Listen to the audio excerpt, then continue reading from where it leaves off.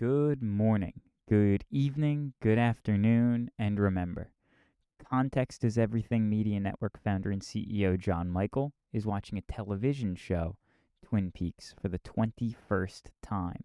Now, in this 21st viewing, what your host is doing is giving just a couple of tidbits.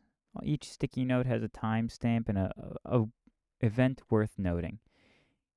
Not because of its significance to the story necessarily, but because of its subtlety.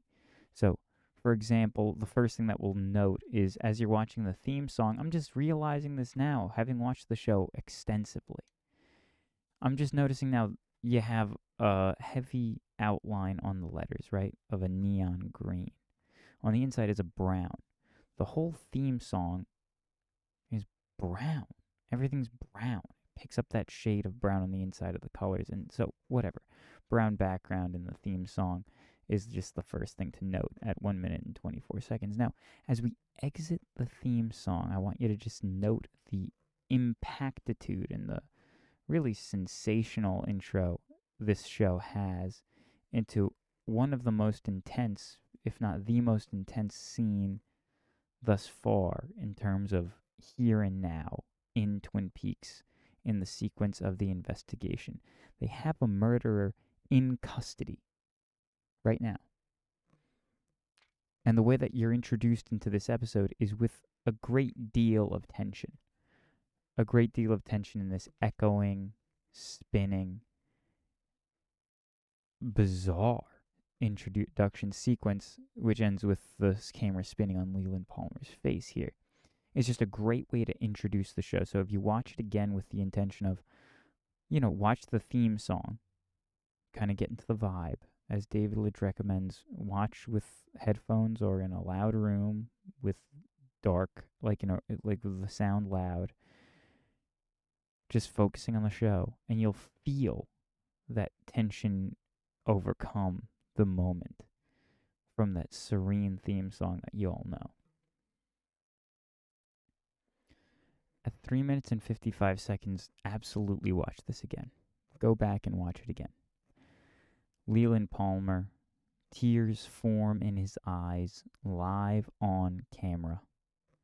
The actor tilts his head down, Ray Wise tilts his head down to release the teardrop. You see this happen, which is one of the peak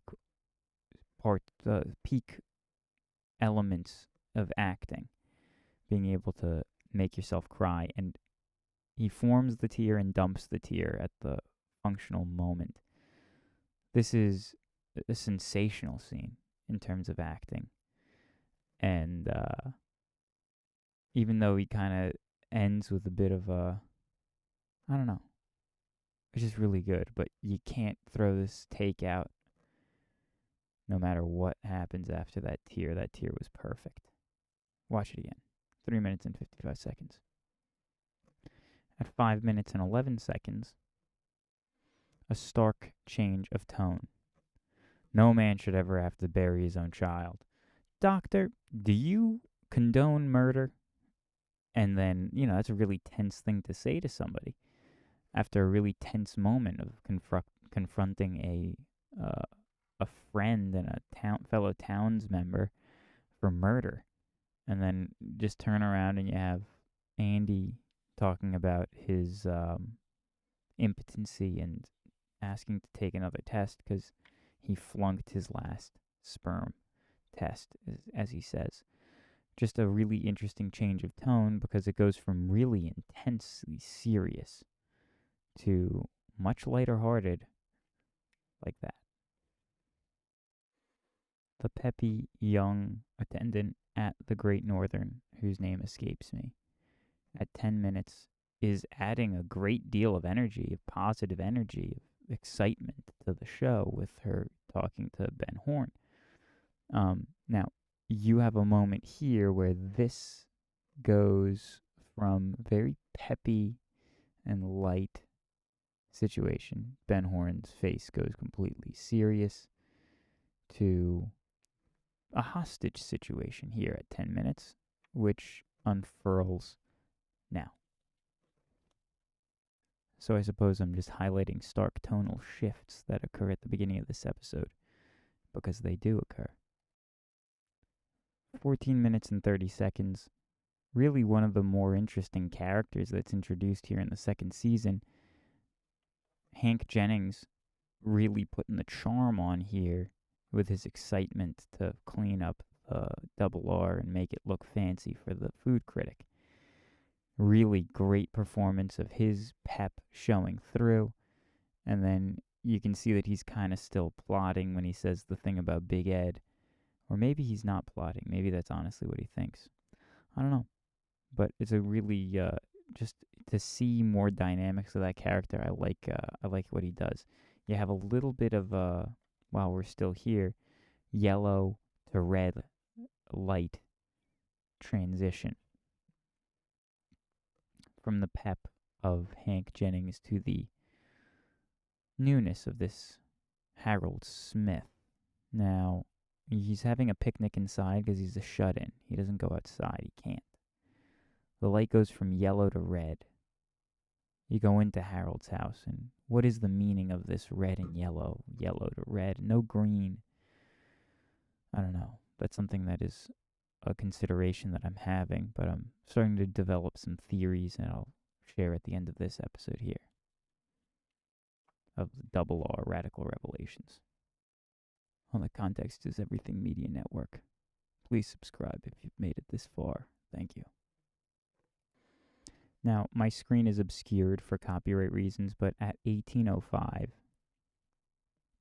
you have a smiling Donna Hayward, which immediately shifts and fills that same portion of the screen with a bound and gagged Audrey Horne. The contrast in the screen of what's on the screen is interesting, and that's what happens. So again, you go from like this kind of sweet, soft emotion to a hostage situation. Contrast again. So just to recall, this is at 20 minutes and 7 seconds.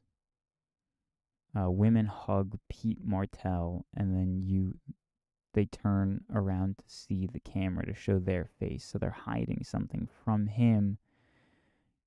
So right now, you're seeing her reaction to the fact that Catherine Martell is presumed dead.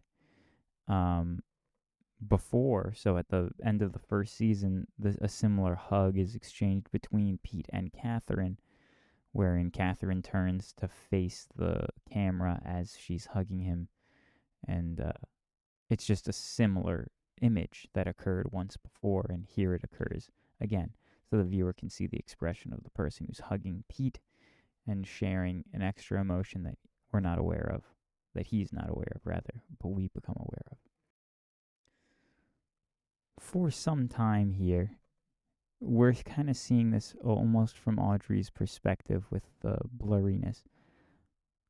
The whole time that Emery Battis is saying, if we all can be reasonable people and reasonable minds can come together and come up with a reasonable solution. The whole time that he's saying that, which is almost exactly what he says, you can intuit that he has a gun pulled on him. We only see the gun right before Jean Renault pulls the trigger, because we're seeing that perspective in a little bit of that shaky camera from Audrey's delirious perspective, who didn't notice the gun before the tension released with the gun shot. So what I'm saying is you can safely assume that the gun was drawn well before the viewer knew that the gun was drawn. In this scene between Sheriff Truman and Josie Packard, the camera begins to pan and you are revealed this goat's mounted head on the wall. This same goat is visible and highlighted in the scene, I believe the scene where the insurance agent warns Catherine of her imminent planned demise. This is what the discussion is between Harry and Josie right now. It is about that. Now, in this scene here, that goat is there from the insurance salesman, and um,